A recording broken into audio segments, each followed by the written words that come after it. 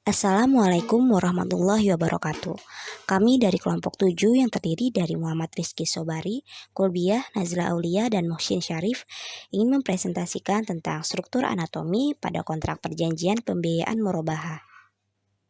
Struktur anatomi kontrak yang pertama yakni judul. Judul yakni berisi sebagai pembuka dan cerminan dari isi suatu kontrak. Nah, biasanya ditulis dalam bentuk yang singkat dan menggunakan kata yang baku. Contohnya ya gini, perjanjian pembiayaan murabahah antara PT Dana Karya Indonesia dan pihak kedua. Nomornya itu diisi dengan nomor seri kontrak tersebut. Kemudian struktur yang kedua yakni komparisi. Nah, komparisi yakni merupakan bagian yang menyebutkan nama para pihak dalam perjanjian, mencantumkan identitas yang menjelaskan kedudukan dan juga wewenang para pihak. Nah, di sini dijelaskan yang bertanda tangan di bawah ini. Ini tuh pihak yang melakukan suatu perjanjian. Bisa berisi tentang nama, pekerjaan, alamat kantor, alamat barang, nomor KTP, identitasnya pokoknya. Terus juga kedudukannya diwakili oleh dalam kapasitas selaku. Nah, di sini itu merupakan komparisi. Selanjutnya yakni recitals atau sebab. Nah, resital atau sebab ini sebagai pengantar akta yang menjelaskan maksud dan tujuan dari para pihak, berisi alasan ataupun dasar pertimbangan adanya perjanjian tersebut, dan disebut juga sebagai konsideran atau latar belakang lahirnya suatu perjanjian. Nah, dari contohnya yakni bahwa penerima pembiayaan telah mengajukan permohonan fasilitas pembiayaan kepada penyelenggara untuk membeli barang sebagaimana didefinisikan dalam perjanjian, dan selanjutnya penyelenggara menyetujui untuk menyediakan fasilitas pembiayaan sesuai dengan ketentuan dan syarat-syarat sebagaimana dinyatakan dalam perjanjian. Nah, ini tuh latar belakang timbulnya suatu perjanjian atau dasar pertimbangan suatu perjanjian. Selanjutnya yaitu klausula transaksional. Nah, klausula transaksional itu berisi tentang hal-hal yang disepakati oleh para pihak tentang objek dan tata cara pemenuhan prestasi dan kontraprestasi oleh masing-masing pihak yang menjadi kewajibannya. Contohnya yakni pasal-pasal ataupun klausula yang mengatur tentang fasilitas kredit oleh pihak bank. Nah, di sini contoh dari klausula transaksional yaitu pada pasal 1 dan pasal 3. Pasal 1 yang berisi ketentuan pokok akad, yang berisi tentang harga beli, margin keuntungan, harga jual, dan seterusnya. Kemudian pada pasal 3 berisi tentang pelaksanaan prinsip murabahah. Nah, pelaksana prinsip murabahah ini berlangsung antara penyelenggara dengan penerima pembiayaan. Sebagai penerima fasilitas pembiayaan dilaksanakan dan diatur menurut ketentuan dan persyaratan sebagai berikut. Nah, di sini dijelasin ketentuan dan syaratnya itu seperti apa. Selanjutnya yaitu klausula spesifik. Klausula spesifik berisi tentang hal-hal khusus sesuai karakteristik jenis perikatan atau bisnisnya masing-masing. Contoh klausula tentang jaminan kredit. Selanjutnya yaitu contoh klausula spesifik pada kontrak pembiayaan murabahah terdapat pada pasal 2 tentang definisi. Yang pertama, akad adalah perjanjian tertulis tentang fasilitas pembiayaan murabahah yang dibuat oleh penyelenggara dan penerima pembiayaan, memuat ketentuan-ketentuan dan syarat syariat yang disepakati. Berikut perubahan-perubahan dan tambahan-tambahannya sesuai dengan ketentuan dan perundang-undangan dan definisi lainnya. Selanjutnya pada pasal 5 jatuh tempo pembiayaan. Selanjutnya pada pasal 12 tentang pemeliharaan barang. Yang pertama, penerima pembiayaan wajib memelihara barang yang dibiayai dengan fasilitas pembiayaan sesuai dengan tujuan pembiayaan dan seterusnya. Selanjutnya pada pasal 13 penerima pembiayaan manifestasi. Yang pertama, penerima pembiayaan menyatakan manifestasi apabila tidak memenuhi dengan baik kewajiban-kewajibannya atau melanggar ketentuan-ketentuan dalam akad ini. Yang kedua, apabila penerima pembiayaan manifestasi penyelenggara berhak untuk memberikan peringatan dalam bentuk tindakan-tindakan sebagai berikut. Pertama, memberi peringatan baik secara lisan maupun dalam bentuk pernyataan lalai atau prestasi berupa surat atau akta lain yang sejenis yang dikirimkan ke alamat penerima pembiayaan. Selanjutnya, memberi peringatan dalam bentuk pemasangan papan peringatan, plank, stiker, atau dengan cara apapun yang ditempelkan atau dituliskan pada jaminan pembiayaan. Dan selanjutnya pada pasal 22 tentang hukum yang berlaku, yaitu berisi tentang yang pertama, pelaksanaan akad ini tunduk kepada ketentuan perundang-undangan yang berlaku di Indonesia dan ketentuan syariah yang berlaku bagi penyelenggara. Apabila di kemudian hari terjadi perselisihan dalam penafsiran atau pelaksanaan ketentuan-ketentuan dari akad ini, maka para pihak sepakat untuk terlebih dahulu menyelesaikan secara musyawarah dan seterusnya. Selanjutnya yaitu klausula antisipatif. Klausula antisipatif berisi tentang hal-hal yang menyangkut kemungkinan-kemungkinan yang akan terjadi selama berlangsungnya atau selama masih berlakunya kontrak. Contoh perpanjangan kontrak, pengalihan hak atau kewajiban salah satu pihak, dan penyelesaian sengketa. Baik, di sini saya akan membacakan contoh klausula antisipatif yang terbagi menjadi 3 contoh. Yang pertama terdapat pada pasal 8 yaitu berupa denda tunggakan, dan pasal 9 uang muka, pasal 10 pelunasan dipercepat, pasal 11 jaminan dan pengikatannya, dan pasal 14 pengawasan, pemeriksaan dan tindakan terhadap barang jaminan. Dan yang ke-15, pasal 15 adalah tanggung jawab para pihak yang terlibat.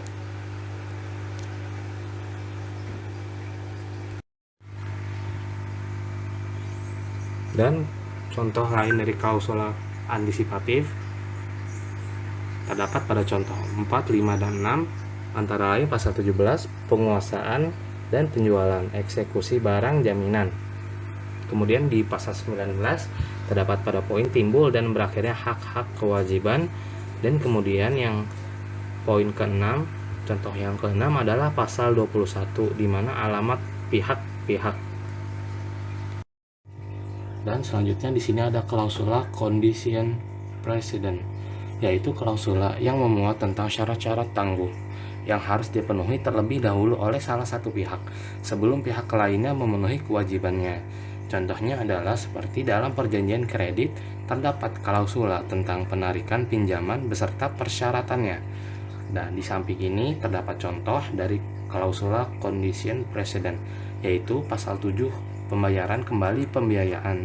Di poin pertama, penerima pembiayaan wajib melakukan pembayaran kembali pembiayaan secara angsuran sampai dengan seluruh hutang murabahah penerima pembiayaan lunas sesuai dengan jadwal angsuran yang disepakati sebagaimana terdapat dalam lampiran.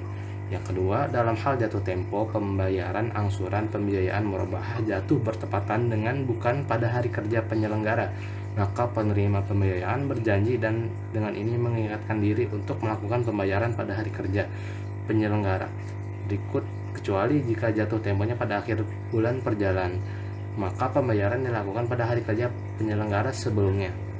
Dan yang poin ketiga adalah setiap pembayaran yang diterima oleh penyelenggara dan penerima pembiayaan atas kewajiban pembiayaan dibukukan oleh penyelenggara dalam akun penerima pembiayaan sesuai dengan kebijakan penyelenggara berdasarkan catatan pembukuan yang ada pada penyelenggara. Dan yang keempat, setiap pembayaran oleh penerima pembiayaan kepada penyelenggara akan digunakan untuk membayar: pertama, melunasi pembayaran angsuran pelunasan atas harga jual. Yang kedua, ada biaya ganti rugi. Yang ketiga, ada denda keterlambatan. Dan yang keempat, biaya lain-lain.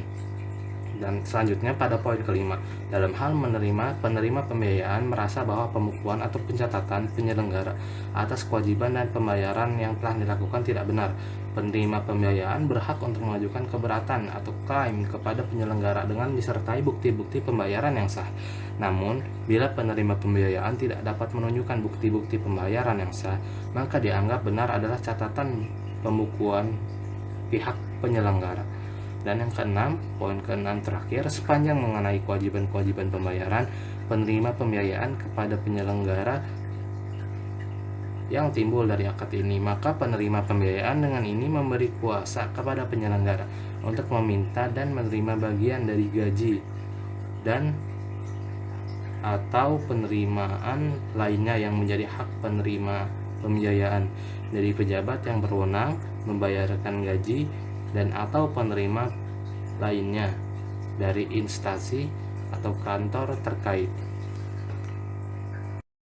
Kemudian di sini ada klausula affirmative covenants, yaitu klausula yang memuat tentang janji-janji para pihak untuk melakukan hal-hal tertentu selama perjanjian atau kontrak tersebut masih berlangsung. Adapun contohnya adalah perjanjian kerjasama, terdapat klausula pelaksanaan perjanjian. Di samping ini ada contohnya, yaitu pada pasal 4 syarat realisasi pembiayaan. Penyelenggara akan merealisasikan pembiayaan berdasarkan prinsip murabahah berdasarkan akad ini setelah penerima pembiayaan terlebih dahulu memenuhi seluruh persyaratan seperti di bawah itu. Kemudian realisasi pembiayaan murabahah akan dilakukan oleh penyelenggara kepada pemasok baik secara langsung melalui penerima pembiayaan. Yang ketiga, sejak ditandatanganinya akad ini dan telah diterima barang pesanan oleh penerima pembiayaan, maka risiko atas barang tersebut sepenuhnya menjadi tanggung jawab penerima pembiayaan. Dan dengan ini penerima pembiayaan membebaskan penyelenggara dari segala tuntutan dan atau ganti rugi berupa apapun atas resiko tersebut. Dan yang keempat, apabila penyelenggara telah membayar kepada pemasok termasuk pembayaran uang muka, maka penerima pembiayaan tidak dapat membatalkan secara sepihak akad ini. Klausula negatif covenants, yaitu klausula yang memuat tentang janji-janji para pihak untuk tidak melakukan hal-hal tertentu selama perjanjian atau kontrak masih berlangsung. Contohnya dalam perjanjian kerjasama, terdapat klausula-klausula batasan yang tidak memperkenankan para pihak untuk membuat dan menandatangani kerjasama serupa dengan pihak lain. Contoh, Pasal 16, penagihan seketika seluruh hutang murabahah dan penyerahan atau pengosongan barang. Ayat 1, menyimpang dari jangka waktu pembiayaan, penyelenggaraan berhak mengakhiri jangka waktu pembiayaan dan menagih pelunasan sekaligus atas seluruh sisa hutang, dan penerima pembiayaan wajib membayar dengan seketika dan sekaligus melunasi sisa hutang yang ditagih oleh penyelenggara atau melakukan upaya-upaya hukum lain untuk menyelesaikan pembiayaan. Bila penerima pembiayaan ternyata tidak memenuhi kewajibannya, yaitu A. Penerima pembiayaan wan prestasi. B. Penerima pembiayaan diperkirakan tidak akan mampu lagi untuk memenuhi sesuatu ketentuan atau kewajiban di dalam akad ini karena terjadinya antara lain peristiwa sebagai berikut. Yang pertama, penerima pembiayaan diberhentikan dari kantor atau instansi yang bersangkutan, dijatuhi hukuman pidana, mendapat cacat badan sehingga oleh karenanya belum atau tidak dapat dipekerjakan lagi. Atau yang kedua, penerima pembiayaan telah dinyatakan pailit atau tidak mampu membayar atau telah dikeluarkan perintah oleh pejabat yang berwenang untuk menunjuk wakil atau kuratornya. C. Barang dipergunakan untuk hal-hal yang melanggar prinsip syariah. D. Penerima pembiayaan membuat atau menyebabkan atau menyetujui dilakukan atau membiarkan dilakukan suatu tindakan yang membahayakan atau dapat membahayakan, mengurangi nilai atau meniadakan jaminan atas pembiayaan yang telah diterima, dan seterusnya. Jadi, klausul-klausul yang telah disebutkan sebelumnya itu merupakan bagian dari isi. Selanjutnya, bagian penutup. Pada bagian penutup adalah dimaksudkan dengan tujuan untuk yang pertama, memberikan penekanan bahwa kontrak tersebut merupakan alat bukti. Yang kedua, sebagai bagian yang menyebutkan tempat pembuatan dan penandatanganan. Yang ketiga, sebagai ruang untuk menyebutkan saksi-saksi dalam kontrak. Yang keempat, sebagai ruang untuk menempatkan tanda tangan para pihak yang berkontrak. Contoh pada bagian penutup. Yang pertama, penutup ditulis pasal 24, penutup ayat 1, uraian pasal demi pasal akad ini telah dibaca, dimengerti, dan dipahami serta disetujui oleh penerima pembiayaan dan penyelenggara. 2. Segala sesuatu yang belum diatur atau perubahan dalam akad ini akan diatur dalam surat menyurat berdasarkan kesepakatan bersama antara penyelenggara dan penerima pembiayaan yang merupakan bagian yang tidak terpisahkan dari akad ini. Ketiga, akad ini mulai berlaku sejak tanggal ditandatanganinya. Contoh kedua, tanggal pembuatan. Ditulis nama tempat, tanggal pembuatan. Contoh ketiga, tanda tangan. Ditulis penerima pembiayaan di sebelah kiri dan tanda tangan penyelenggara di sebelah kanan. Nah, bagian lampiran. Bagian mengenai lampiran ini sifatnya tergantung dari isi kontrak tersebut. Dalam arti, tidak semua kontrak harus memiliki lampiran. Lampiran tersebut diperlukan dalam suatu kontrak adalah karena terdapat bagian-bagian yang memerlukan penjelasan. Nah, misalnya dalam contoh kontrak yang satu ini, di sini dibutuhkan lampiran AAA sebagai jadwal pembayaran angsuran. Yang tertera jadwal pembayaran angsuran pada bulan pertama, bulan kedua, bulan ketiga, dan pembayaran pertama, pembayaran kedua, dan pembayaran ketiga, dan seterusnya. Kemudian lampiran BBB yang berisi tentang spesifikasi barang, berisi tentang nama supplier, lokasi atau alamat, kemudian jenis barang, jumlah unit, harga beli per unit, dan totalnya. Sekian dari kelompok kami. Wassalamualaikum warahmatullahi wabarakatuh.